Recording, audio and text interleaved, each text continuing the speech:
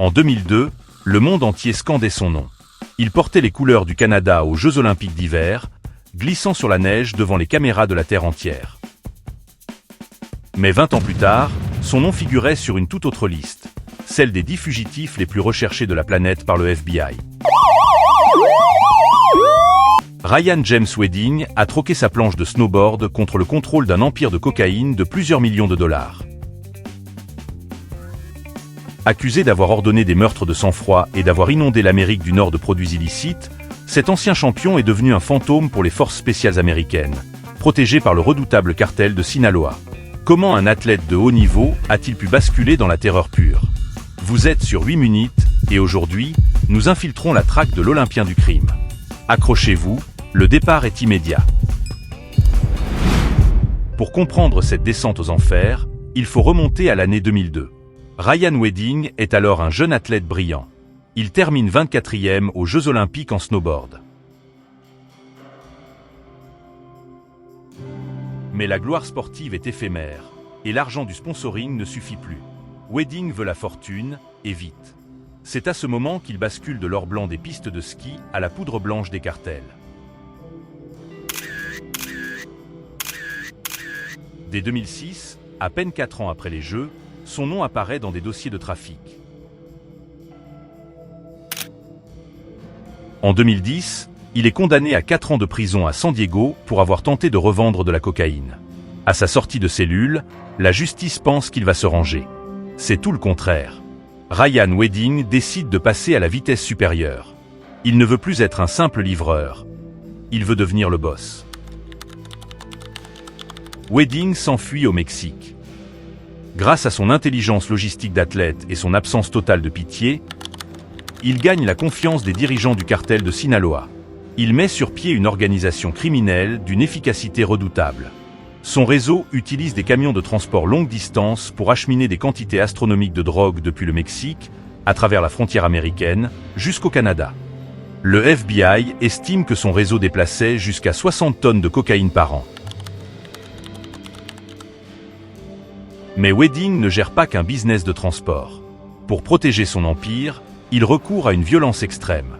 Le FBI l'accuse d'être le commanditaire direct de plusieurs exécutions brutales, notamment le meurtre sauvage d'un couple de civils innocents au Canada, abattu par erreur lors d'un règlement de compte entre gangs. Father was shot in front of me.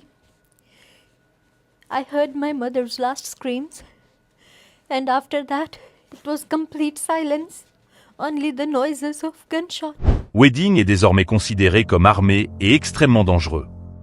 Pendant des années, Ryan Wedding se croit introuvable, caché sous de fausses identités en Amérique latine. Le FBI met sa tête à prix pour 50 000 $ et déploie l'opération Giant Slalom. Le piège se referme finalement à Mexico. Lors d'une opération conjointe ultra secrète entre le FBI, la police canadienne et les forces spéciales mexicaines, l'ancien champion olympique est cerné.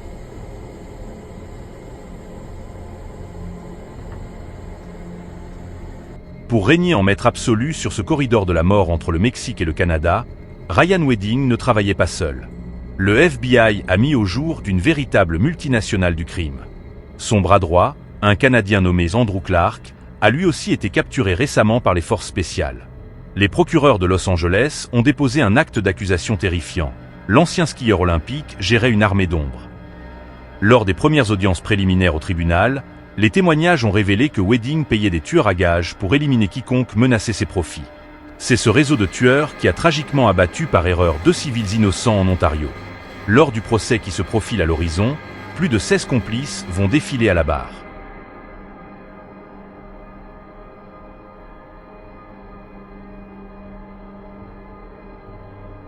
Face aux juges, les procureurs fédéraux comptent bien utiliser les téléphones cryptés saisis pour prouver que l'athlète olympique gérait ses assassinats avec la même précision qu'une descente de slalom. Mais comment le FBI a-t-il réussi à briser l'armure de ce baron de la drogue insaisissable? La réponse tient en 2 mots, slalom géant. C'est le nom de code secret donné à cette traque internationale hors norme. Pendant des mois, les services secrets américains, la Gendarmerie royale du Canada et la police nationale mexicaine ont mis sur écoute les réseaux de communication satellites des cartels. Les agents fédéraux ont suivi la trace de millions de dollars blanchis à travers des portefeuilles de crypto-monnaies cachées. Wedding se pensait en sécurité à Mexico, protégé par les milliards du cartel de Sinaloa. Ce qu'il ignorait, c'est que le FBI surveillait chacun de ses mouvements par drone depuis des semaines.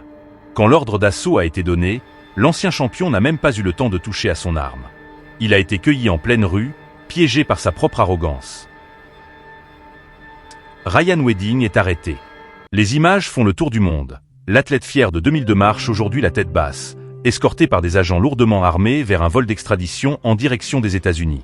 La cavale est terminée. Pendant que Wedding attend dans sa cellule, son empire s'effondre de l'intérieur au Canada. Ses plus proches alliés lâchent l'affaire les uns après les autres. Prenez Rakim Ibrahimov, alias le Russe, son logisticien en chef à Toronto. Pour éviter de passer le reste de sa vie dans une prison américaine, il vient de signer un accord de plaider coupable avec le FBI. Il va parler. Côté complice en col blanc, c'est la panique. Son avocat à Toronto, Deepak Paradkar, accusé d'avoir aidé à planifier l'élimination de témoins, est sous bracelet électronique en attendant son extradition. Quant à Roland Sokolovski, le bijoutier de Toronto qui blanchissait l'argent sale, la cour d'appel vient de rejeter sa demande de libération. C'est officiel. Tout le monde coule avec le navire. Quant à Ryan Wedding, face au juge, la tension est palpable. On lui lit les 17 chefs d'accusation fédéraux. Un dossier ultra lourd, direction d'une entreprise criminelle continue, trafic international de cocaïne, meurtre de sang-froid. La peine minimale, si les accusations tiennent, c'est la prison à vie. Coup de théâtre. Malgré le dossier du FBI, malgré les preuves accumulées, Ryan Wedding regarde le juge dans les yeux et lâche ses mots. Il plaide non coupable. Il nie tout en bloc.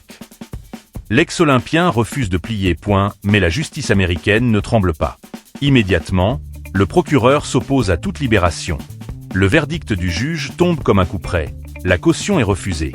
Wedding est classé comme un criminel à haut risque de fuite et une menace maximale pour la société. Il est renvoyé directement dans sa cellule de haute sécurité, où il va devoir attendre son procès derrière les barreaux. Il risque la prison à perpétuité pour trafic international et meurtre de masse. Sa planche de snowboard est loin, très loin derrière lui. Alors, selon vous, le monde du sport de haut niveau pousse-t-il certains athlètes vers la criminalité par manque d'argent après leur carrière? Donnez-moi votre avis en commentaire. C'était 8 minutes. Abonnez-vous pour ne manquer aucun de nos dossiers criminels. À vendredi prochain, 17h.